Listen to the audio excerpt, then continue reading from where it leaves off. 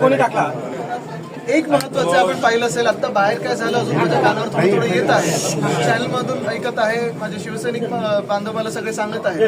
पण मुख्य गोष्ट हीच आहे, आपण फरक जाणून घ्या.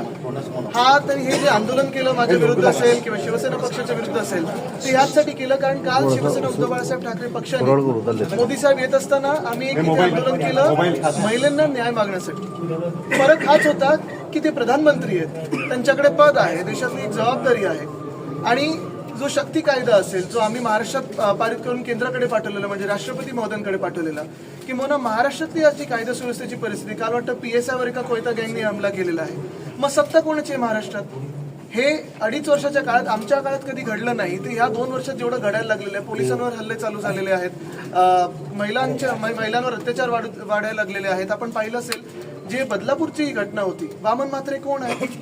त्यांना का अजून पक्षातून काढलं नाहीये?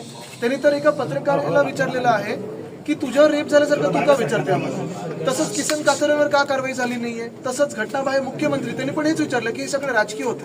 म्हणजे जेव्हा नागरिक रस्त्यावर येतात आंदोलन करायला तेव्हा तुम्ही यांना राजकीय बोलता, त्यांच्यावर लाठीचार्ज चालवता, त्यांना अटक करता.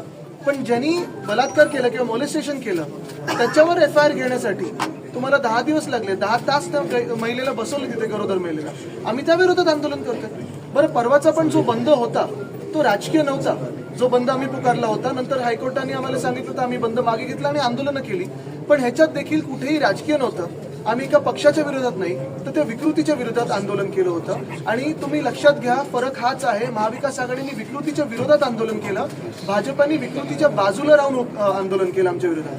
कारण त्यांनी पण आमच्या आंदोलनात सहभागी व्हायला पाहिजे होतं. सोपी गोष्ट आहे. आजच्या आंदोलनात त्यांनी दिशा साहिल प्रकरणात बघा, हे राजकीय सगळं चालू राहील. आणि मला वाटतं काय की ज्यांना ते घाबरतात त्यांची बदनामी असेल, त्यांना धमकवण्याचा प्रयत्न असेल, हे गेल्या अनेक राज्यांमध्ये गेल्या काही दिवसांमध्ये आम्ही पाहतो.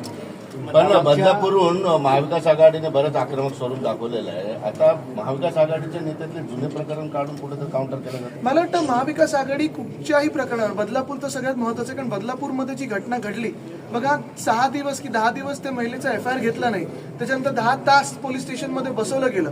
आणि आम्ही परत परत सांगतो, कधी अशा घटना घडल्या की SP वर कारवाई होते. आता तिकडचे ठाण्याचे CP करतायत काय, कोण आहेत हे कोणालाच माहिती नाही, काय बोलत नाहीत ते कशावर. वामन मात्र कारवाई होणार आहे का जे त्यांनी विचारलं. मला वाटतं कुठच्याही पत्रकाराला हे पण विचारणं की तुझ्यावर रेप झालाय का, हा देखील गुन्हा असायलाच पाहिजे. या आताच्या आंदोलनामध्ये बरं, काल एक मंत्री निर्लज्जासारखे बोललेले आहेत की हे सगळं होतच असतं, त्यांच्यावर आरोप होते म्हणून आम्हाला त्यांना काढायला लागलं होतं. त्यांच्यावर कारवाई होणार आहे का? या आमने सामनेच्या काळामध्ये आत्ताच्या शिवसैनिकांवर पोलिसांनी लाठीचार्ज केला. आता काय, सरकार त्यांच्या हातात आहे. आणि मी परत तुम्हाला सांगतो, पोलिसांना दोष देत नाही, कारण पोलिसांना आदेश येतात. आपण तसं पाहायला गेलं तर जरांगे पाटील साहेबांवर जो लाठीचार्ज झाला होता, जी गोळीबार तिथे 2-4 गोळ्या उडवल्या होत्या, त्या कोणाच्या आदेशावर नव्हत्या. कदाचित तुम्ही पोलिसांवर कारवाई केली असेल, SP वर कारवाई केली असेल, हे सगळं झालं असेल. पण CM की 2 DCM ह्याच्यातला खरा जनरल डायर कोण? वारकऱ्यांवर ज्यांनी लाठीचार्ज केला होता तो आदेश कोणी दिला होता? परवाच्या बदलापूर मध्ये जे आंदोलन करत होते सगळे स्थानिक नागरिक होते, त्यांना राजकीय बोलण्याची जी हिंमत आणि निर्लज्जपणा घटनाबाह्य मुख्यमंत्र्यांनी दाखवली. लाठीचार्जचा आदेश कोणी दिला होता हे कळू द्या. हे मी मध्ये पण सांगितलं होतं. बघा, आम्ही आंदोलन जे केलं होतं ते एक रिस्पेक्टफुली आंदोलन केलं होतं. त्यांची SP जी असते, सगळं काही असतं, तरी देखील आम्ही बाहेर जी मागणी केली होती ती नीट मागणी होती. हे असली हे म्हणजे हुलिगिनिझम कोणी केलं नव्हतं. ही जी काही टोळी येते आणि काहीतरी करून जातं. बरं, हे सगळं काय करतात, पोलिसांना समोर ठेवतात आणि मागून सगळं आंदोलन करतात. भितरटच सगळे लोक. तुम्हाला एक मिनिट सांगतो, सगळ्यात महत्वाची गोष्ट हीच आहे की आम्ही आंदोलन एका घटनेच्या विरोधात केलं होतं, राजकीय नव्हतं, आणि प्रधानमंत्री मोदींकडे ज्यांच्याकडे देशाची जबाबदारी आहे त्यांना जाब विचारायला केलं होतं. आज आमच्या हातात काय, द्या सरकार, मग आम्ही दाखवतो कायदा कसा असतो. शक्ती कायदा आम्ही पारित करून दाखवलेला. पण मूळ गोष्ट हीच आहे की परत मी सांगेन, ही निवडणूक आहे, लढाई नाही.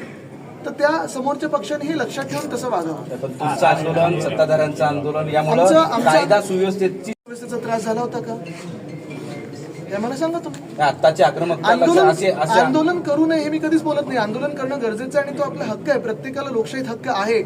पण ते आंदोलन काय असायला पाहिजे, कसं असायला पाहिजे, कुठल्या स्वरूपाचं असायला पाहिजे, हे त्या पक्षांनी ठरवायला लागतं. काल तुम्ही जे आंदोलन केलं होतं रेल्वे ह्याच्या समोर, विमानतळाच्या समोर, त्यावेळेस भाजपाने प्रति आंदोलन केलं नव्हतं. मात्र आज भाजप आंदोलन करत असताना प्रति आंदोलन आज करण्याची गरज भाजपची का? आंदोलन करण्याची गरज होती का? माझ्या हातात पद आहे का, सरकार आहे का? आम्ही ज्या गोष्टीच्या विरोधात आंदोलन केलं आणि प्रधानमंत्री महोदयांना आम्ही जो जाब विचारत होतो, काल त्यांना उत्तर द्यावं लागलं ना, त्यांनी उत्तर दिलं. पण त्यांना अधिकाराने आंदोलन करायचं कुणाला? करू दे ना यात आंदोलन, आपणच पण आम्ही म्हटलं. महत्वाची तीच गोष्ट बोलतो, जा ना जिथे करायचं तिथे करा. काल आमच्यासोबत त्यांनी यायला पाहिजे होतं प्रधानमंत्री महोदयांच्या समोर आणि आंदोलन करायला पाहिजे होतं. ती लोक आल्यावर तुमची मंडळी पण प्रचंड आक्रमक झाली. नक्कीच त्यांचा काल मेसेज बघा काय होतं. विरोधी पक्षनेते असं म्हणाले की आंदोलन करण्याची जागा असते, काहीतरी ठरलेली जागा असते, संभाजीनगरची जागा ठरलेली आहे. पण मग तिथे जर तुम्ही रामा हॉटेल नाही. तुम्हाला तो नियम लागू पडतो ना? मला वाटतं नियम लागण्यापेक्षा चला निवडणुकीला सामोरे जाऊया, मग विरोधी पक्षात ते बसतील आणि त्यांना आंदोलन करायची संधी असेल. पण आम्ही मोका देणार नाही, कारण आमचं काम तसं बोलतं. तुमच्या